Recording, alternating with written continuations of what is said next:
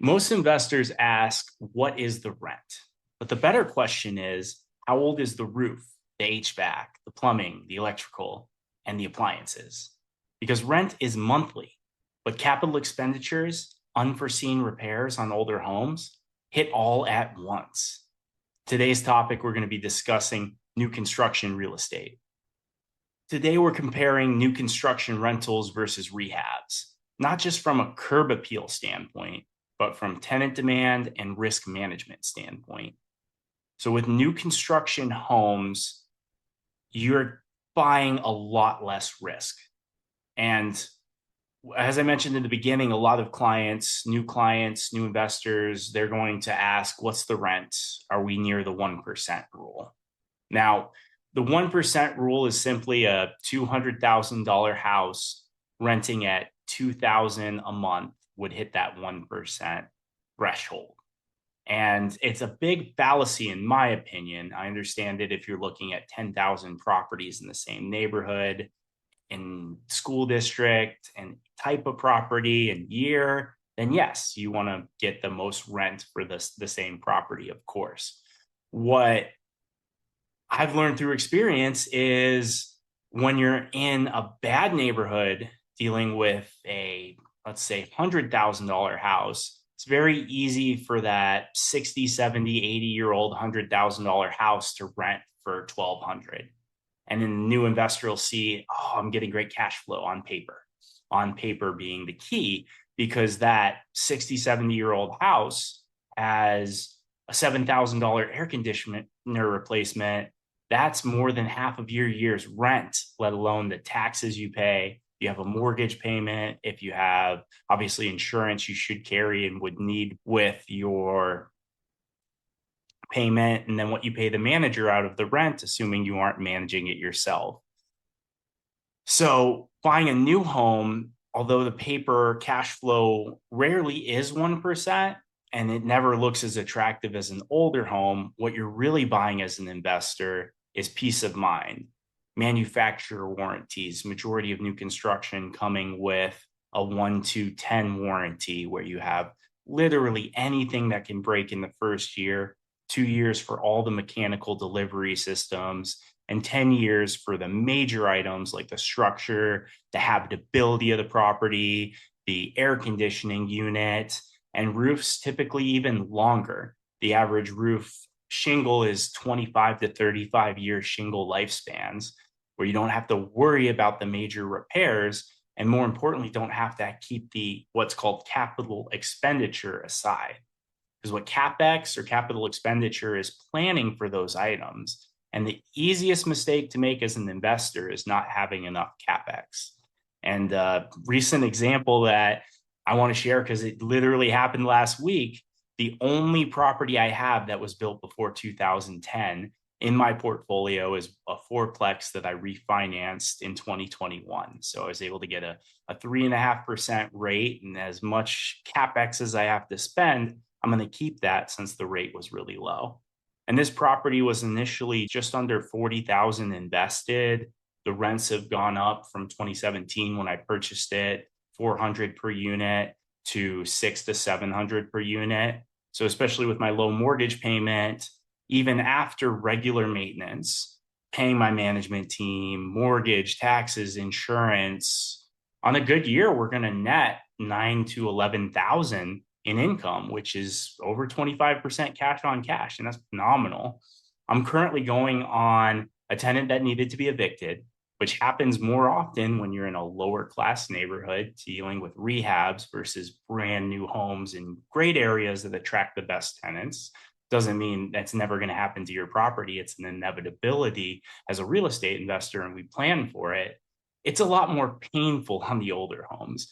I just approved the turnover costs to not even replace appliances, but to do painting, replace flooring. I'm going to upgrade to luxury vinyl plank on one of the units. I did this with 2 units, spent over $12,000 redoing that and some exterior items to make it more durable. And I have 2 units that need to be replaced that rent for $600 a month, $700 a month, and now I'm spending $4,300 getting that unit rent ready. So that's the type of capital expenditure, if you had 100 rehab properties, you would really have to be prepared for. Now, on that note, we're talking about new homes having these warranties being lower risk, giving you a much more predictable play versus a rehab being an opportunity play. And in today's climate, we're also talking about tenant preferences.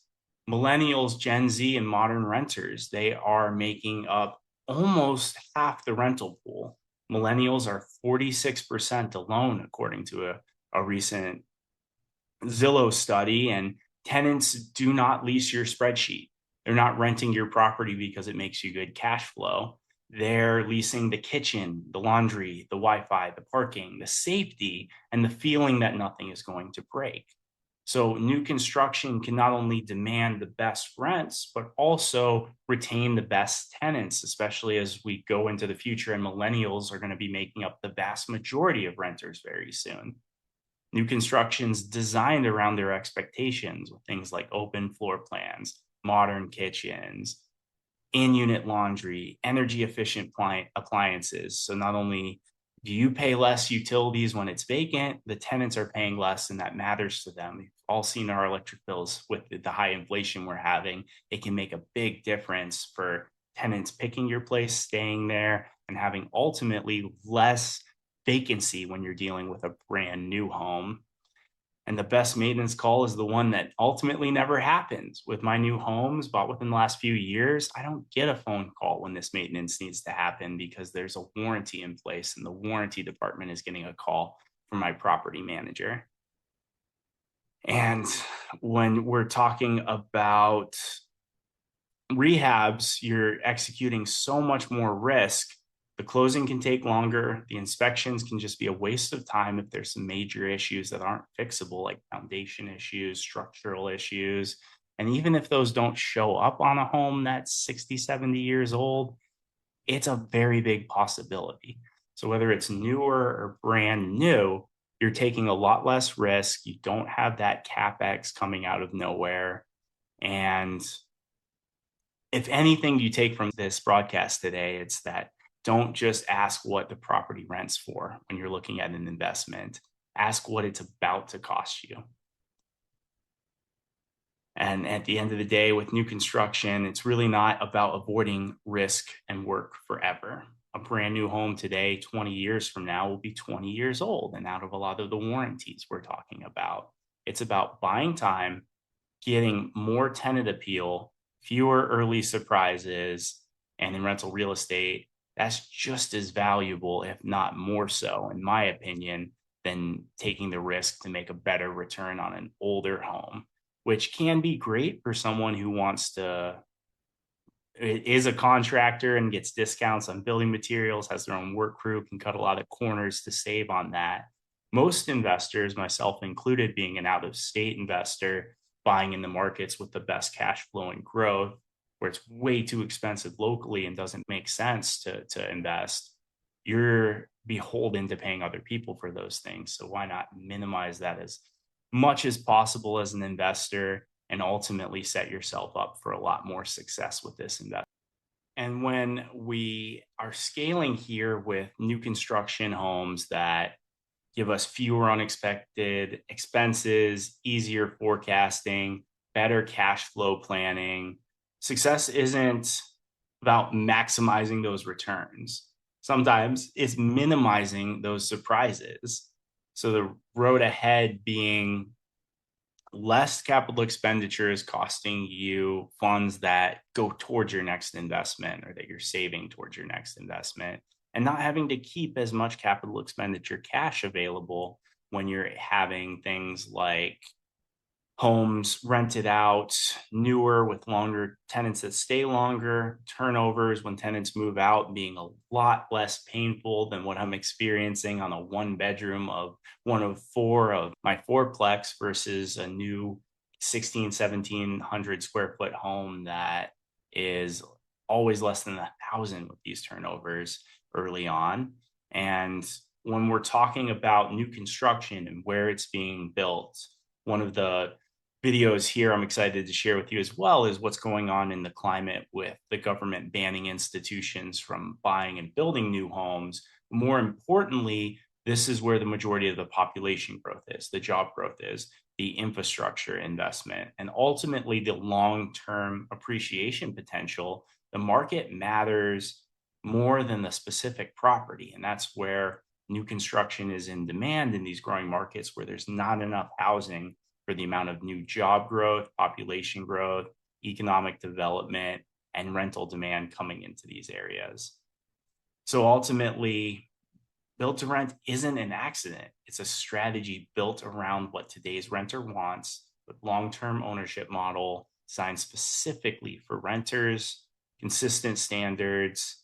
And the question isn't whether new construction is better. The question is whether it's better for you and a better fit for your long-term goals and what you're looking to accomplish based on your timeline, risk tolerances, and ultimately your vision for how you want this real estate portfolio to work for you.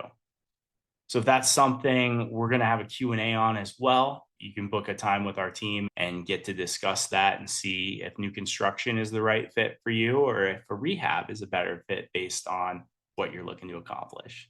Thank you so much for being on today, and I look forward to the next one.